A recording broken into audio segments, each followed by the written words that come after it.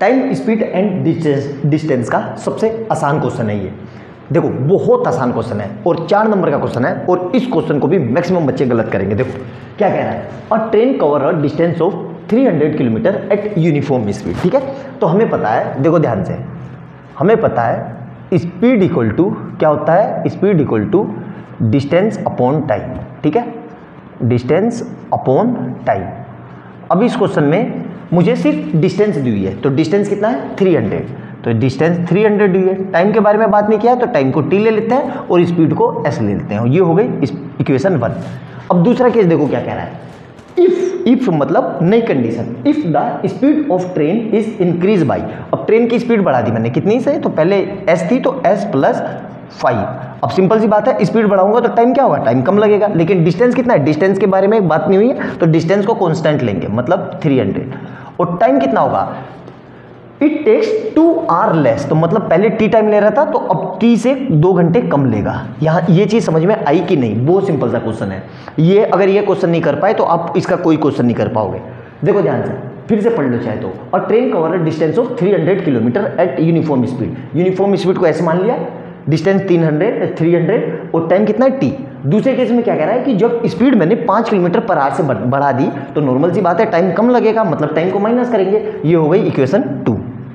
अब क्या करेंगे, कुछ नहीं करना है, ये एस की वैल्यू उठा के यहाँ रख दो ताकि एक इक्वेशन बने। तो मैं क्या कर रहा हूँ, पुटिंग वैल्यू ऑफ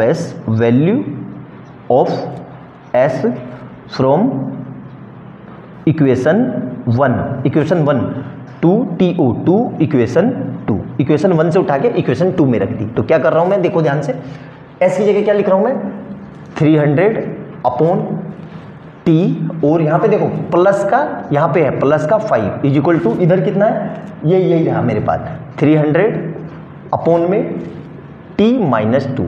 अब कई बच्चे क्या करेंगे, 300 से 300 को काट देंगे। ये नहीं करना है, कटेगा कब, जब मल्टीप्लाई होगा। अगर ये मल्टीप्लाई का साइन होता है तब कट जाता, प्लस माइनस में नहीं कटता है। तो यहाँ से क्या करेंगे, एलसीएम लेंगे। तो ये कितना हो जाएगा, 300 प्लस, यहाँ पे देखो ध्यान से, 300 प्लस 5 इंटू टी अपॉन में कितना आ जाएगा, इसके नीचे कुछ नहीं है तो 1। तो देखो ये इधर और नीचे कितना आ जाएगा टी, और यहाँ से कितना आएगा ये 300 अपॉन टी माइनस 2। ठीक है, अब देखो कुछ नहीं दिख रहा है तो फिर से क्रॉस मल्टीप्लाई, ये इधर, तो कितना आ जाएगा 300 प्लस 5t एक ब्रैकेट में, और यहाँ से कितना आ जाएगा t माइनस 2 एक ब्रैकेट में, और इधर से 300 इंटू टी। क्लियर है यहाँ तक। अब इसको मल्टीप्लाई कर दो, देखो तो 300 की t से, तो 300 t।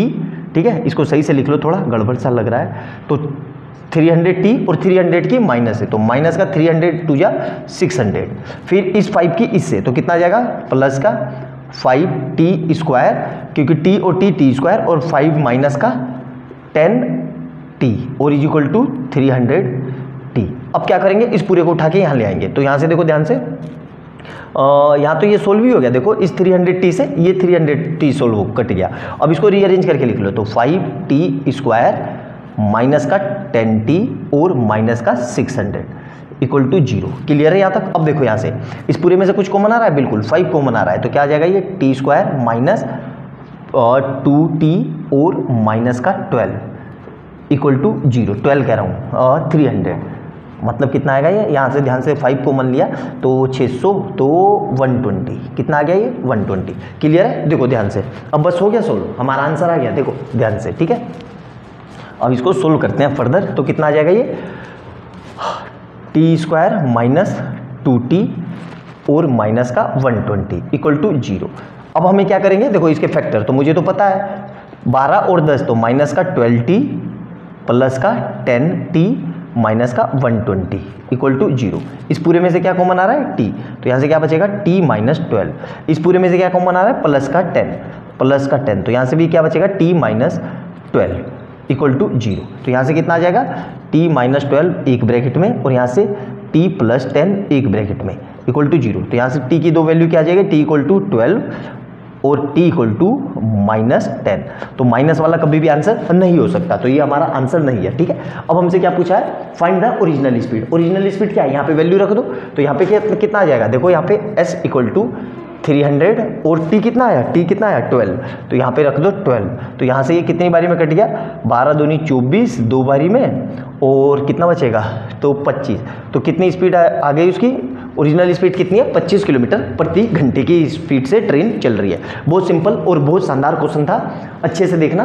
अगर ये क्वेश्चन भी आपसे नहीं हो पा रहा है तो आपका से कोई क्वेश्चन नहीं हो पाएगा। वीडियो अच्छी लगे तो लाइक एंड सब्सक्राइब कर लेना और बेल आइकन दबा लेना। मिलते हैं अगली वीडियो में बहुत अच्छे क्वेश्चन के साथ, तब तक के लिए बाय बाय दोस्तों।